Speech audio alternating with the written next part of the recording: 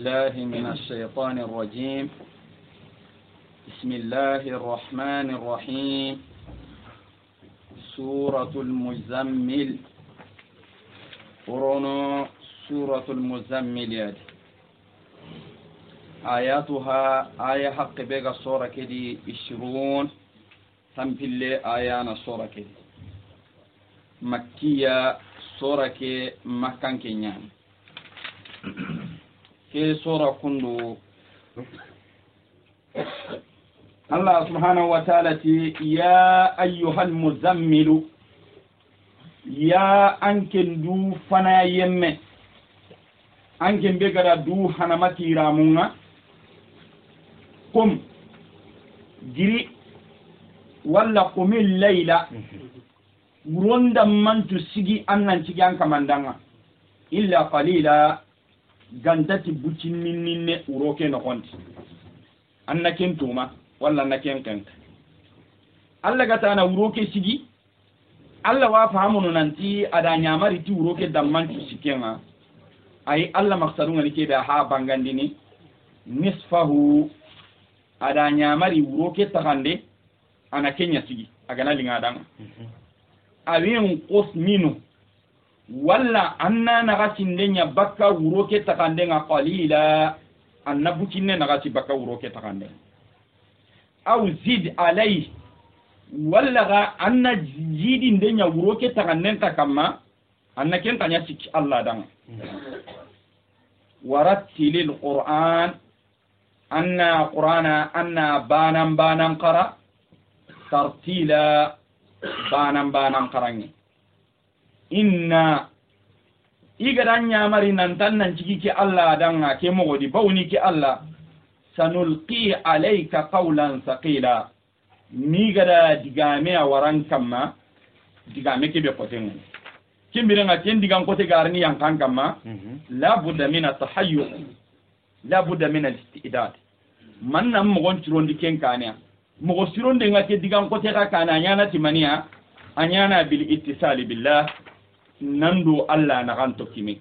ando Allah gana tinto tanni nga digan kote kebe yankandinan kama awtunde na nyanda ngaka ga dandu hanamati ramonga imma sakke imma butte nan tagan kandi walla kana iramun panama bi nan tanga ciki Allah danga Allah ti qumil layla wuronci kalmatu qumil layla ga ya rengai ada sukunu ke ada kasir ma ti qumul layla de qumil layla angana faranga magati qumul layla de qumil layla qumil layla magembe igara kasiri keriti agarat kasiri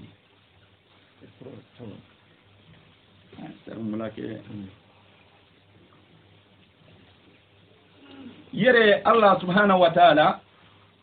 ada wurdun challe wurdun cike aha ada kinya wajabindi annabi kam agati qum nyamari ndenyen al amru yadullu ala al wujub nyamari ndenna kanda ndenya na wajiban na kunya kam kum giri yere kuna hamun kome nan cigiya kama yaqumu kayire amanan ya in had garbasu anna khanin citi kin diganda minni biga konni soni gan kanne di kemme ana awre hedinan ti giri nan cigi bane de giri ento wa kono soni gan kanne girannan na kanne kumil layla Allah ta'ala wuronci dina wurun kallenga na wajabin da kamma illa qalila gantati bucinnin ninne ken bucinne Allah wa bangandina ranga ati nisfahu imma ana wuron taganden susu anati jago da famu wurun challe ke be Allah gada wajabin da kamma ama wuroki damman tu wajabin da kamma nisfahu kenya badalu nye min al-layl wuroke tagandi annakin cigi agana lingandanga awin qusminu maga anna nagati ndenya baka wuroke tagandenga qalila anna bucinne nagati baka wuron tagandenga angana bucinne nagati baka wuron tagandenga anda mani mesigi I gonu nati anda wuron tulu sunci angana nagati ndenya baka wuron tagandenga ya ani anda wuron tulu sunci makembe tagande wala wuron tulu aw zid alayhi walla ga anna jidi ndenya wuro ke taganden kamma angana jidi ndenya wuro ke taganden kamma imma anda wuron tulu sunun pilli sigi walla anda wuron taganden do ho sigi hibe ganta sulu sunun pilli bakka majefe bo kutiga mo benu ga koni keta alla da annabi ri sugandenya di ku hinu hilli ku hinu kada mo su kamma wurun challenki ada kenya kamma farla ngana wajabinda bo to anon tiketa yala humma ke digameo akere gerentenna wajiban na ke kere gerentenna annabi bane akamma ba ma kere gerentenna annabi di sahaba no ko akamma i gonum ti dingira su dina ke digame agana kere gere katti annabi ya nyamari yenya gani ummatonu na do annabi batte nyamari yake no kondia fal jalika sahaba nunga ketadi nyamari yake gari annabi kammatani annabi ga wujun ciki ke be dabar ni khasigi tame ye khasigi tame parce que sora kele gare ngar ni kem bangando dangani nanti jama'a wasiki ka hinanga kame parce que da fahamu nanti nyamari yake be gari katti annabiya ke nyamari me alli katti ko kare fam kini o daga nanti urdun cikin nanya Allah gati ya ayyuhal muzammil na hacari nanti ankin be an garandu hanamati iramu makeve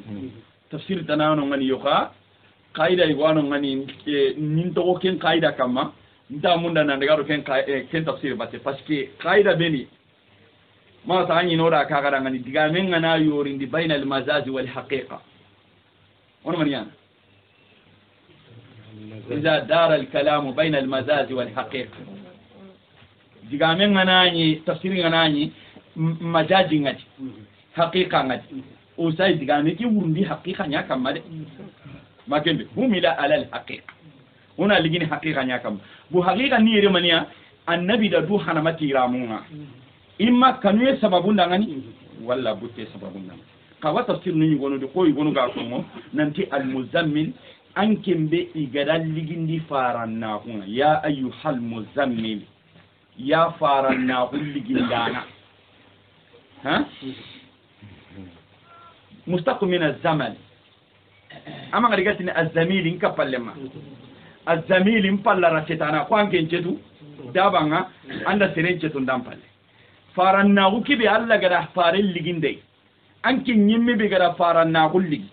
qumil layla wuronchigi nandaga wara diga mulla garinga kayere ona diga meki wurundi haqiqan kamma ada du hanamati ramunye alla da wurun challe ngajabi nda kamma na sogo asahaba nun kutun kamma ida diga meke fam diga meta na arabin kanen dinanti iza stuqa li ismu min al fi'l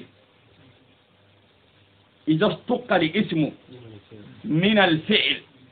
yushariku ma'a al mukhatabi man ittasafa bidhalika al fi'l aw amila bih إذا استقى الاسم من الفعل إذا تغنبو بكا قولنا إذا حرمر من تغو إذا كتب بكا قولنا أرابين قنين ها ديغا نكي ورنان كين كما سيرسو غنا كين قولي مدباري أروا ورنا كما ولا سيرسو مغان كتو غنا نكينا أروا ورنا كما إسكا غلا كيفام قايدة كي قد فهمو هلالي نسمع أغاوان اللي آية كده إذا استقى الاسم من الفعل فيل بايكنك كلمة تزمل ها تزمل أرمانيا هذا يراملود فيل يحيك استقى الاسم منه إذا تقوم بغبك فيل كنانتي مزمل ما تقوم ما بقيا تيكي مغنى من نغنانيا يشارك مع المخاطب digamenga konan kembe dangane awaka finanga kullu man ittasafa bitilka sifa sirisu gana kimma kan kuto me dabari ago digame ki akata kamanga awi amila zalika al-amal ma gada ken golle dabari aga erfam bugella gana ni ken digamu go yarabin kan ndi sahaba nu gara fahamu nanti Allah gati ya ayyuhal muzammil Allah gada annabi kaba wuronda manken konga jaga kabande kena katti kunka ya nanti khamma ga wuronda manju sogu igan cigi Allah danga ko Allah gara annabi nyamare nan tan cigi mo kon maga ma fam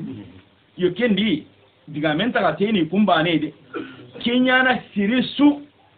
anga wuronda manju anga winan ko hanya wuronda manju anga kenkene kumil layla Allah ta anna wuroni gosigi maga su kenke maga ma fam e wuta kaida kini batinye إذا اتصفنا بالتزمل وغنا دوما كتنا دراسير متنا رانين كلنا عنك تلو تماما ترونغا صنع ها كما نكيان كما نكيان نتنا ما كين دبري حرنا يارك مهلي غران نسال الله سبحانه وتعالى قم الليل إلا قليلا نصفه أو ينقص منه أو زيد عليه ولا نزيد داكم يتيكي نيامري بيغاني كي كوندو واجب نياني فارين كم سلاما كي وقتيا واو كي فارنا كي جوفرا واجب نياني أكم سوغينا يالا واجب ني أمتون كتون كما إيغون تي واجب نياني أمتون كتون كم kabirem be farlantallu ngari na nyanka farlantallu karagi wajiban na hungari a wajiban na hunkenu baka ummatonun kamma ha ayinga yanka wa min al-layli fatahazzad bihi nafila ki gari na nyanka a wajiban na hunkenu baka faren ka kamma sallallahu alaihi wasallam ai ibn abbas anu kunti sura kidan ki jopera wajiban na hu ado a wajiban na hu kinan giri annabi kamma shine bawni kenya ngare aro sura kala garena inna rabbaka ya'lamu annaka taqumu adna min sulsal layl iti sine dangem palle an ke garina nyanka kiga yanka ta wajiban na ko kigiri annabi kam fumi annabi kinni tire anda gollen jop anta mun dina kanun diko ana mun din dume akamma fali jalika kin dume golle ki kamma maka dunga walla e sahaba nun ka benu gani iya gado annabi ya golle ki kamma ma Allah gi jakini qur'ana di dingira gabe tatajafa junubuhum anil madadi mama kenyako kima hum min athari sujudi kisuni jakinde nyai dangan nanti wa Allah batako warattilil qur'an urdun talle ke halle gadi Allah illa nyamarni golle tanay gadi warattilil qur'an atanna qur'ani anna banan qara tartila banan qarangi ina ko nokundo ade a tartili ngani kebe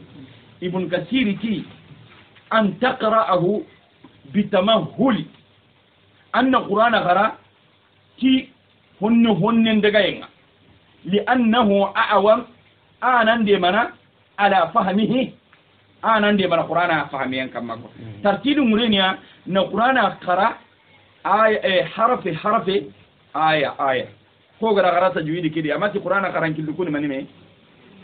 siko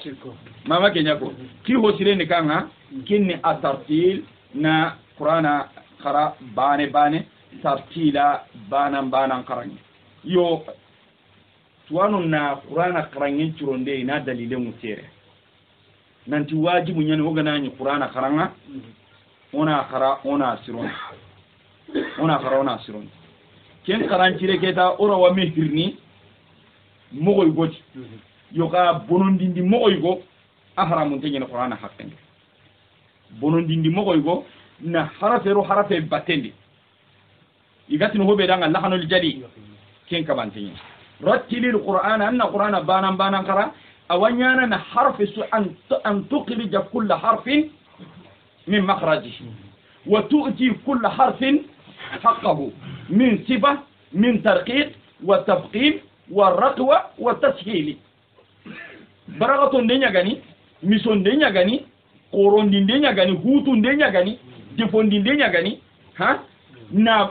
akoto ndiya gani wala na ni ndiya gani warattilil qur'ana tartila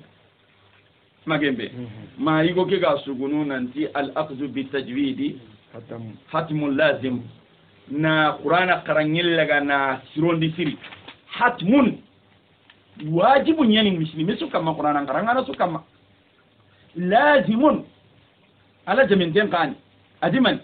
man lam yujawwid al qur'ana huwa asim sirbe kama qur'ana qarangen cironti fa huwa asim anga qur'ana qaranga kana langana de رب تال للقرآن والقرآن يلعنه قرآن قرآننا ننقبا أناني قرآننا أكمل لنقنا الله فارن جابي صلى الله عليه وسلم أتي الذي يقرأ القرآن وهو يتطعطع به له أجران siribi ga qur'ani qaranga kanani qur'anan qarangi ke ko tanya nane nen kama nasi mo kusuna kundunyi angana kitana na harafin bagandi akotenyen kangan duru kotenya nanga kitana mo gombe ati baraju hilana ndan parce que da ko no ngani wa huwa alayhi shaqqun akotenya nan kam duru kotenya nan maga puro na kita annan maga ro wango ke hakken ati baraju hilana ndan nisi mo ko unu duru goto una maga ro jama manyante kedi ha una lokidi makebe kinta yana nan tanga ciki almamin pallanga karange kebe mukuta nan ken nan kusan taran qur'anan karange nya ken la kinya karangana nye anande ma an fati anga sirono mo gombe anande ma qul huwallahu ga sirono mo gombe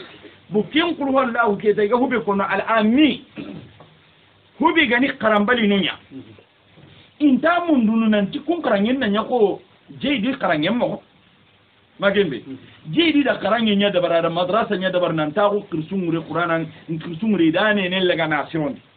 akim mustabanga kinya qur'ana karange ki niwo kebe inta tino ku benu ga ma karawo o karange nan nya kundunga kata taw ai ka o kam maganya ku karanda bunnu benu go ma go gi mukume o kana duro o to hangiri ke mustawai magembe mutu wa kunta dinan ti karamposu go adanga na kenya fatiha dan talenta sana korona kendude karam basu wadi an gana kenya fatiha di an ba ne gana salle an talle kenta sana di yabo li anna ta'allum al-fatiha wajib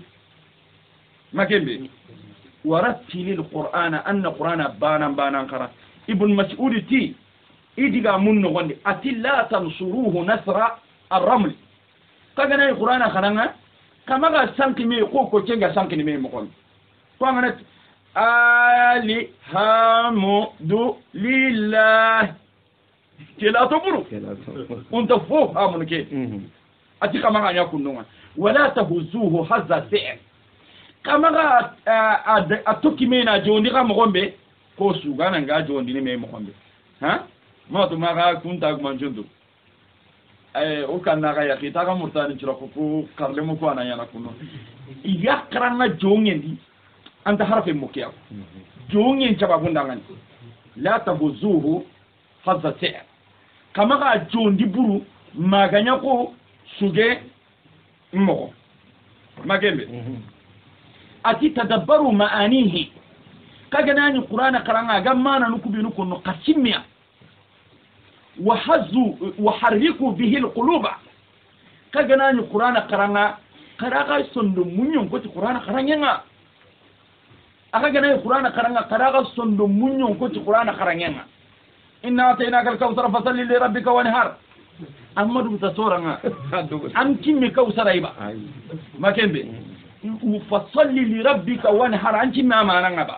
لا أتيك ما كان دباري حركوا به قلوبكم ما كان بي إنا أعطيناك الكوثر الله أكبر الكوثر النسمكي كوثر أنمانيا فصل لربك وانحر النسمكي نما غورسين دي جنان دان نما غورسين دي تكفون دان ها أما تقسم منكم أتي ولا يكون أهم أحدكم آخر الصورة ينسمكي دقامك النادوفات ولا يكون هم أحدكم آخر السورة قالوا بانا يحملنا ما صورة لغارينا قوانا يا أيها المزمل أم بغرا وتقان كم فاهمون ميتينو كراجي غناي كينيني عنده غتاي أتيقا حملنا ما قرا ورتل القرآن قرا قرآن بانا قرا ترتيلا بانا قرا إذا ترى اللي كاتياتي أغاسيغا كما ابن مسعود داين ati ibn mas'ud wurin ke ga salli nda mufassal nuku sundi su qarara kambane no gonye al mufassal ati di su qarara kambane no gonye awa mufassal nintu الصور المفصل البنترانجي nda do jama ke de na do nga ne kuwe inna mun da ke ta ona me faamu kenyi de mine al mufassal nge me mun gudi yawo hein المفصل يقولون انت جبنا سورة الحجرات ما كان به يقولون انت وجبنا سورة القاف ها ميتي ما كان سورة الحجرات ولا سورة القاف بو اتي كده مفصل نكوسو يري سقرارا كان باني نغني ibn mas'ud ti ati keke nda sugu ata ko sugana nga sugu no iti Allah fare sallallahu alaihi wasallam anyi sura karanga sura ki aga wuce be nyana sura kedi awal gilono nan ko to sura ke wuce ngas ida statirndi radiyallahu anhu ida Anas ibn Malik tirndi radiyallahu anhu baka faren karam mogonga bani sura faren karam mogon magan kutu nanti faren karam mogonya ana awum putuna andati bismillahir rahmanir rahim ana futu alhamdulillahi rabbil alamin ana hutu ana kuru ana simme anyi qur'ana karanga daga nake mu kwadi magebe warattilil qur'an anna qur'ana banan qara tartila banan qarang hillo ana wurdun challe ndabari nan cigi Allah da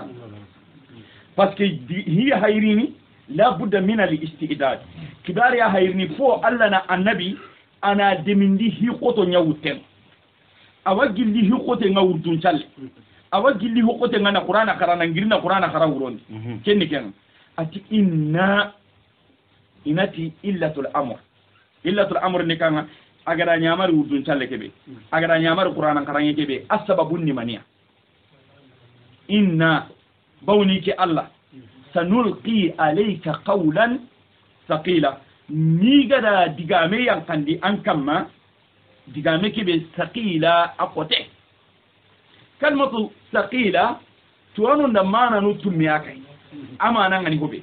kange ken goni haklan do goro sikoy mana hanan nikanga kalmatu thaqil ila hatari nanti digame ki ni mejati ayan kante annabi kamma thaqil هذا من قصائص القرآن كنا جل القرآن كرجرين تفيني بوني أراب نقنندي هو بوانغاي كو كي كندو نقول ثقيل هو قوتي كندو أني أخيني ها ثقيل كقرآن نماعات الله هغرا مغان كتو نانيكو هو جاتي غادا غاني أقوتي قوتيني يقولون لا حجري ننتقوا ينقنتكي أقوتيني بوني إتي النبي نيمي وهاو كي غناري كي غاتيا ها hari mullu koti ngatinya ganani harama kunga ko han kopu malika ne ke dan dai hatele me kutinya durni da aya ko kuy golle ke ko tayin jaba kunda kiyawreni sanulqi alayka qawlan thaqila ba kene bilembe wahaw ngana yankana kam ana ibn malik radiyallahu anhu ati ko dai wahaw yankaka manai menyi itankama ati honni halita nyi ko sene ko komi puwa bega annabi nyimen wonni halle itanye qosel itagana yan kaina to gonyo gomenya kama yalqa ziranahu ala al-ard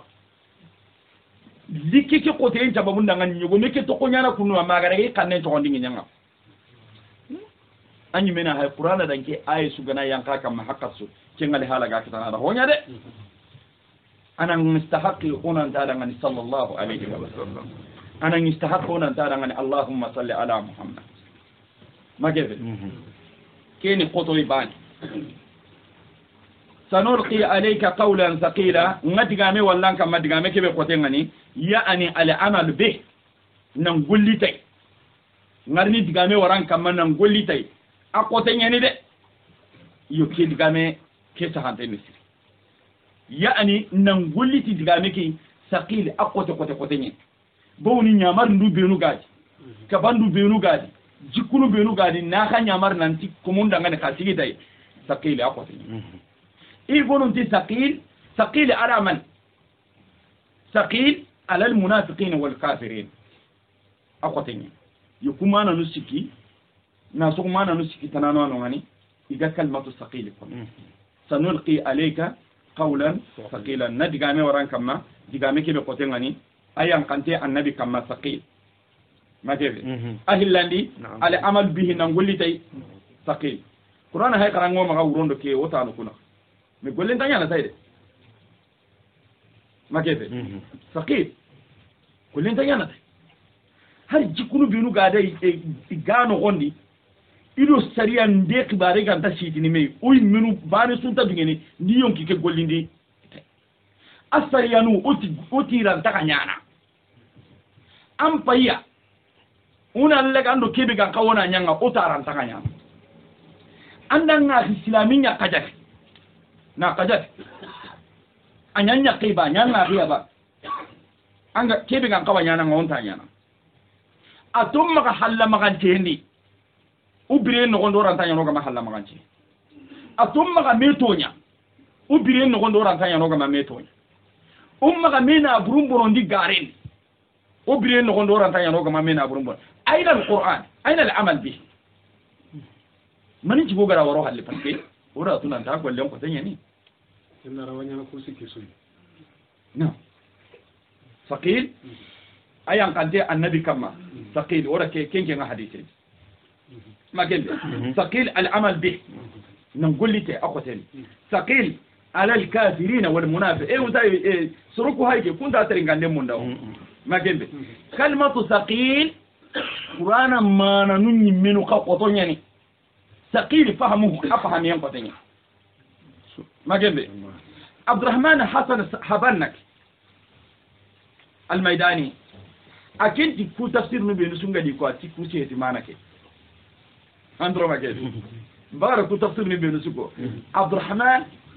حسن حبنك الميداني أكنت فوسه تدي أنا الدليل نيارتيني نفو تفسير نساقن أتي سقيل ورغني كيبي الله ديغامي كيني نقوتين مانا نقوتيني نافهمو أتي كين نقوتيني غانتاتي الله غنا كيليمو يسرو بينو دام أنا فهم أتا مانا نمانيا جمانون تنكال يغو igananya munda nan cefe kata jamane lemu igi diga me kibe kutu nan cefe dai kibe sudi teringane ranti diga me ke manan pam masuruta nanu ankite jamane kitun gan gon diga mu kuni jambi da ngane nan tagara ke ko mene awre ni kedo ke agara ke ko mena awre ni kedo ke bo amire ni mani kamunu ndongi nyenta gandana kengana ti diga me kibe ga artini saqil tikimma nan fahamiyon kote nyeni gantati haramarin ni bi ganidu tintondi katti allai ti urdun cikken do qur'ana kharangen da fahamiyen abira mbiyani annakati na faham ka kenda ko kunda rahimahullah ada faham ayana wata magende ثقيل itakote ni razin valeri ngai buru هذا انا تبانت ثقيل عليا ngana tandanga banta ثقيل عليا anga arabin kan muku c'est-à-dire valeri nganki ngamaga sorondo mena valeri nganga maga sorondo mena ka sakili khawanyana ke onda khambe miguel sanulqi alayka qawlan thaqila kumana nusu ha iskuru wa ayke tafsir kumana nusu نعم kudiga musura warna ay taqili wure anda dame gilli anda wala anda ay galle bi ay ngana ya ga hatar ni ala igi suuto aha ona golle ni wala abakari ora mana yuwako abakar jay nanti idha kanat al aya tahtamilu ma'anayn fa akthar لا ينافي أحدهما الآخر همل عليها أي ناني جيد دا هتري ورونا عمر دا هتري وروكرك باندا دا هتري وروسي كورين كوسو باني سنتاتني باني دا غنان كي مانيا كيا سيرين أنا مانيا أنا هترني سؤال لماذا؟ parce que angen tatu banta gara hatari kebe ma Allah muradun nikinye just anda saka mingeda hatari kebe ma Allah muradun nikinye madama isuga katina lo aye ki wuri gantame gurjana ona hatarni si mbagara kubenu suko isu siren ni saqili ya misu sire parce que hadith inda konanti agana yang kan nabi kamma tambe nyana da nan gulli tay saqil ustay qur'ana mana diga muku aganyi sasa ko ya ayyuhal muzammil qum fa qum al-layla kuna ranga takureto ka tafsiri kibi ga halle mana nuku be ga halle golle bay kenye qur'ana diga me ke gadi anna kan diga me kitana valeri ngai ko qur'ana diga me mustahil ama bani sunta bani gindi inna nashi'ata al-layli hiya ashaddu wat'an wa aqwamu qila allati manin cigi gara nyamar nan tan na wuron cigi manin cigi gara nyamar nan tan na qur'ana qara bawni urun cikken bayde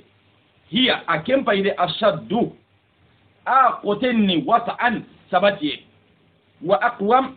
an telongon taka di qila sebe bani nda hatari mane inna nashi'ata al-layl urun cikke inna nashi'ata al-layl anda urun ngatinun ngarde hiya kumpay asaddu iya qotenni wata'an sabati wa aqwam yan telongon taka di qila sebe kalmatu nashi'a ida mana no hillaka kai imma ananya urun ngatinun سمي ساعات الليل ناشئة لأن كل وقت تنشأ بعد انقضاء الآخر بوني ويتيري كوغنا رغا فرانجن غنيا ويتيري غنا يتيني نيمي مانين جوبن اونتا تي نيفر دا كوماسي نيفر غنا يمي مانين ليلي وقت شوغادا جوبن كلمه تنشأ كينيا هايلا غدا roke wakati nunya nanti nasi'a runcan tuwanu nyugonu ti ayi unanya inna nasi'ata layl nan cigi wurondi roke sike nan nasi'a kenya ko anga wudungolu ko benu nya anga qur'ana karange nya na ba anga salle nya na ba anga tauna anga finko nya na ba nasi'a ni kenya o tafsir depende imma wona nya wuron tanenga walla wona nya wuron gollunga ko wurdun ci kubero gi daba amma tasinanu ngame kutande be nyana nasiya ni kanga gatia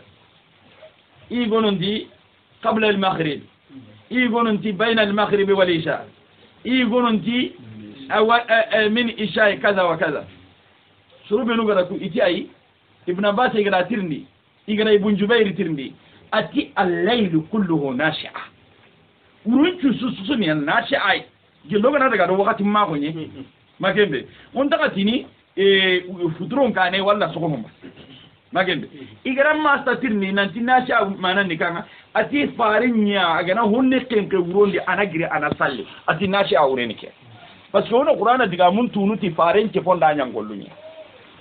inna nashi'ata al-layl uronchano hiya ikunga ashaddu hiya qotenni wat'an sabati kalmatu wat'a arabun qanendi wata'a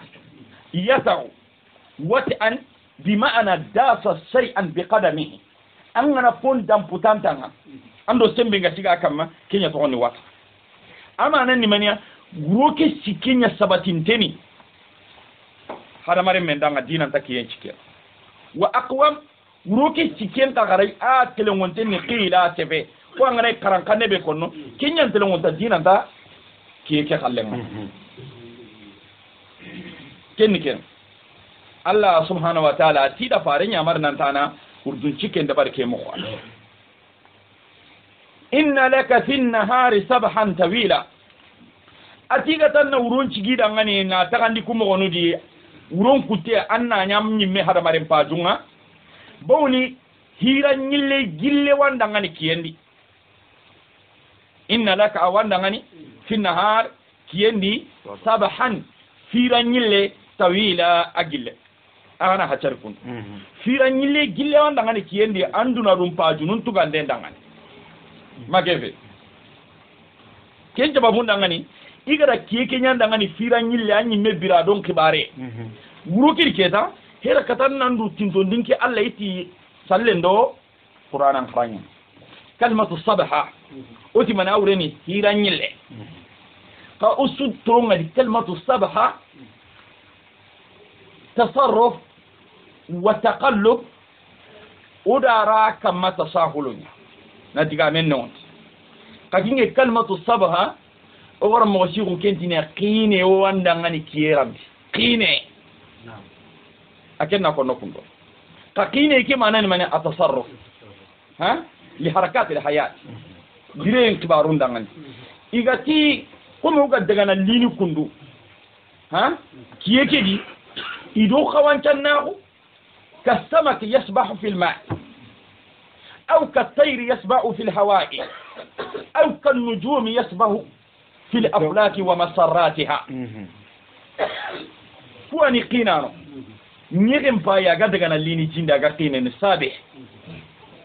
يلينغم بايا غنا يهودورو كدي سابح سانوكو هاي غنا يورنو يدينغرانو كوي سابح ما كيفي بو يري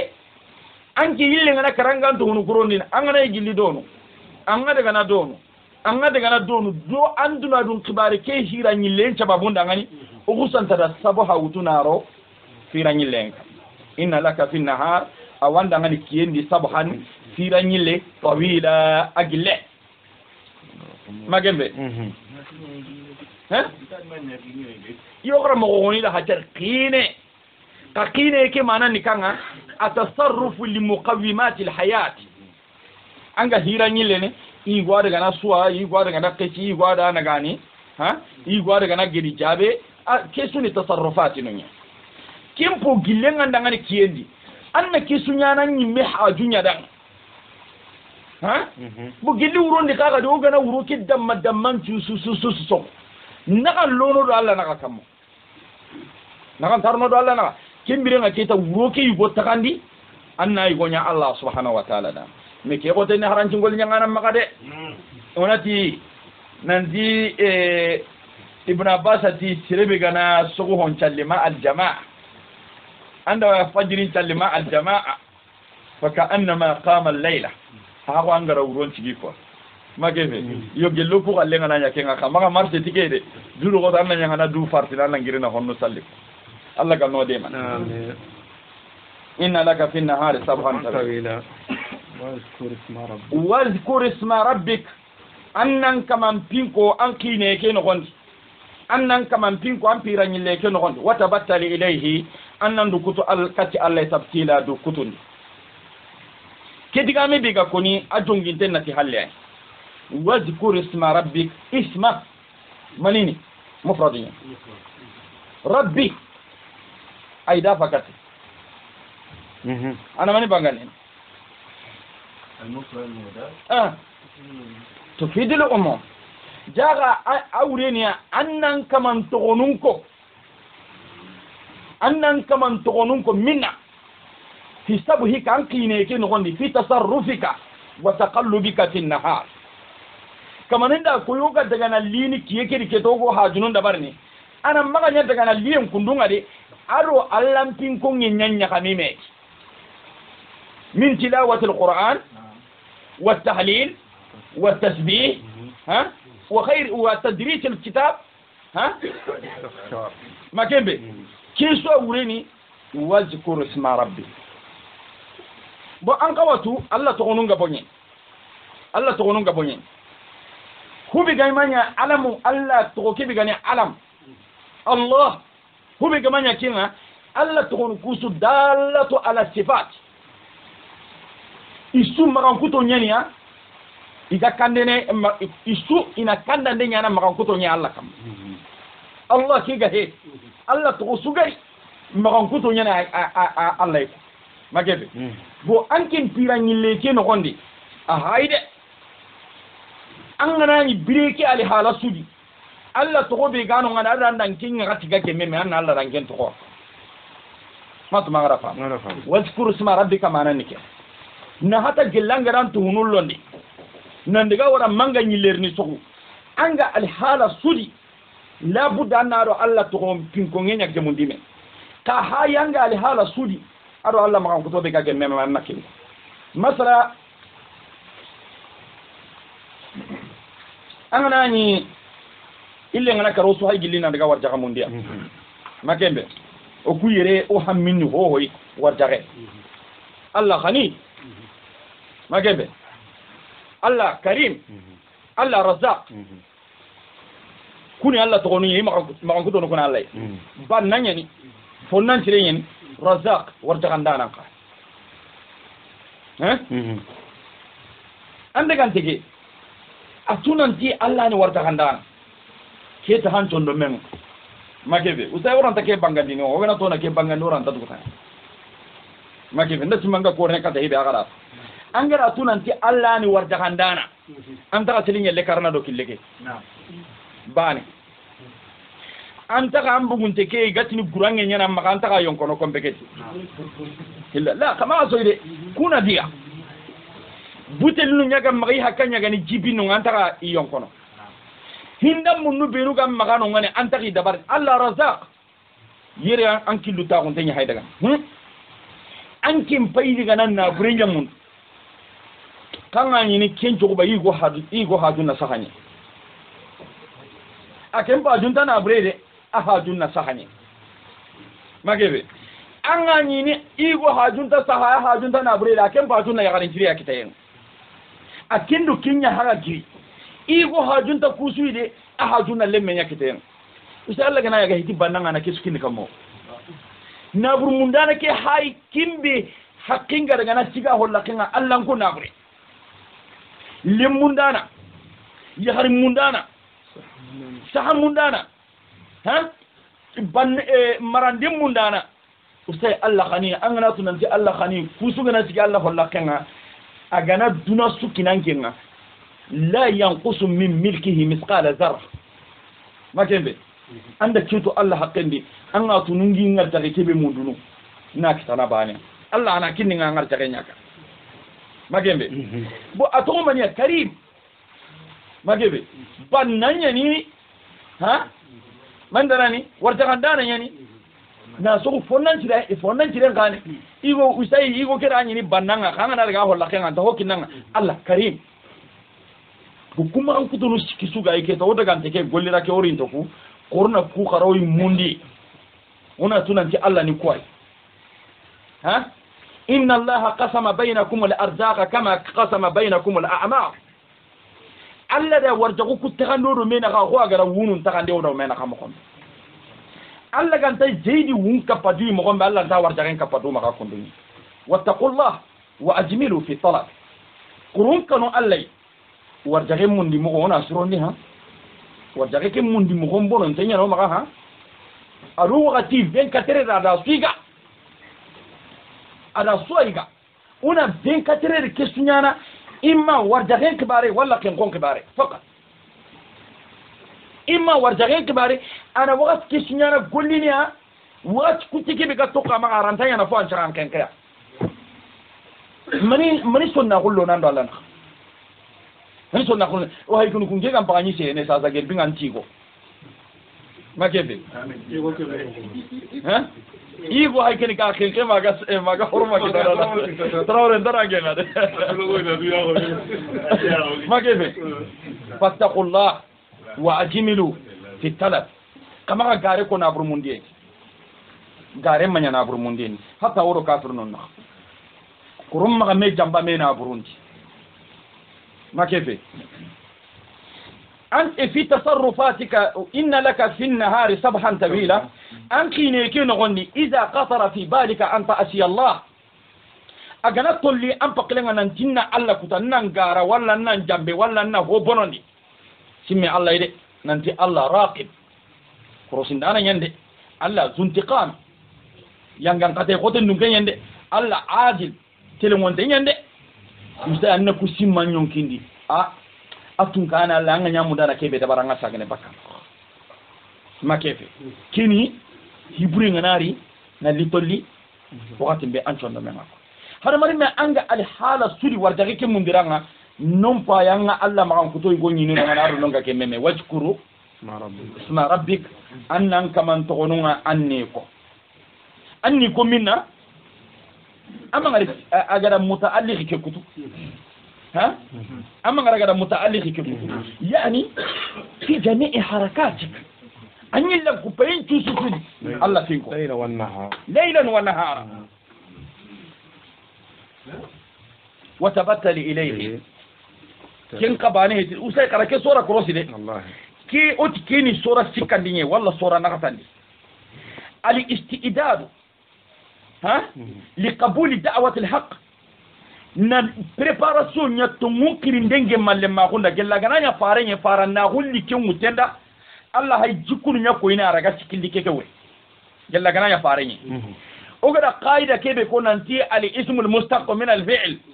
usmaro kendi ba usugaro kendi préparation nya hayire jikunu nya hayire Allah gi konno dangani kuro nan kati no silama ko kiwto anyi menan cigita nan kati na kinyandi soronga manna ku jikunu akharere mona ku jikunu akhara awa gillike nga ono rutinto de kati Allah ti urdun talen awa gillike nga una qur'ana qara mo sire ha awa gillike nga daga na linteke Allah mpin ko ngel maga dukutoy awa gillike nga watabattali ilayhi annan dukutu kati Allah tabtila dukutu nde awrenike annan dukutu kati Allah tabtila atabattulu arabun qanende awrene al inqita kutunde atabattul ataqattu anike ka yere iti al inqita'u an kulli ma siwa Allah wal iltija'u ila Allah wahda الانقطاع عن كل ما سوى الله والالتجاء الى الله وحده امانا نيكي annandu barindi baka fofo ndambini Allah tananya gani annan jonkoy katti Allah ba ne tanni kotti tabatulu ngureni ke andaga na lintike gadi wuroke do kiyendo menaga manna nyike mo wati usai maga jippe nanti ko me yille ke kare anyon ku sahande maga jippe ante beke kammat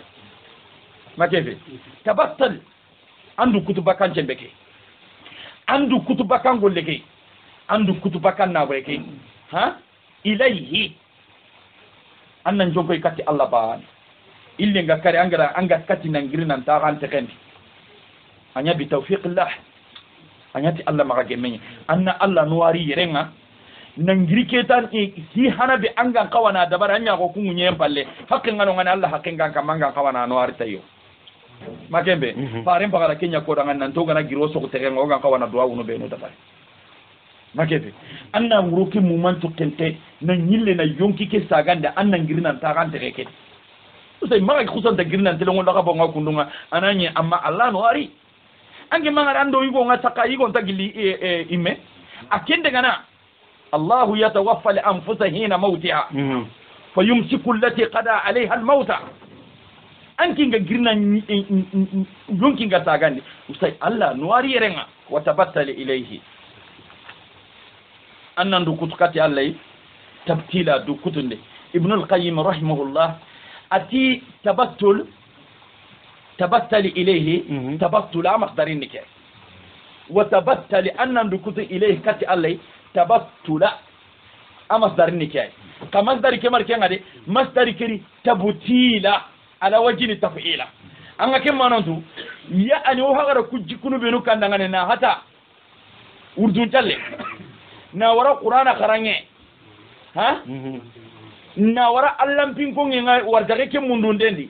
ati kuran tanya na kundude hatta manke nyimme aga na nyonki ke gaja